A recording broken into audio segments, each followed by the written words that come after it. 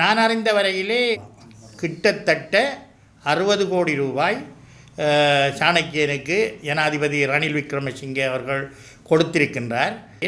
சாணக்கியனுக்கு ஏன் இவ்வளவு காசி கொடுத்தார்கள் என்று கூட ஒரு சில பாராளுமன்ற உறுப்பினர்கள் கதைப்பார்கள். பெற்றவர்கள் நான் மக்களிற்காக இந்த காசை பெற்றிருக்கின்றேன் என்று.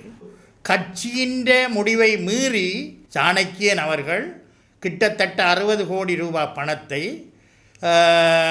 ரணில் விக்ரமசிங்கே அவர்களுடன் பேசி அவர் எடுத்திருக்கின்றார் என்றால் அவருக்கு ஒரு உத்தரவாதம் கொடுத்திருப்பார்.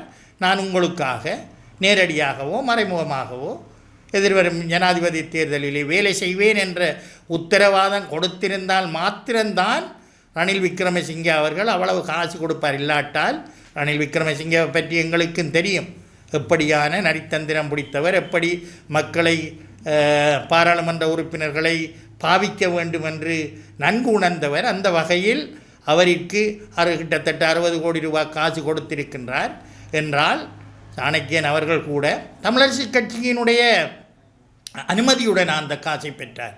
இல்லையே தனிப்பட்ட ரீதியில் பெற்றிருந்தால் அவருக்கு ஏதாவது உத்தரவாதம் தனிப்பட்ட ரீதியிலே கொடுத்திருப்பார்.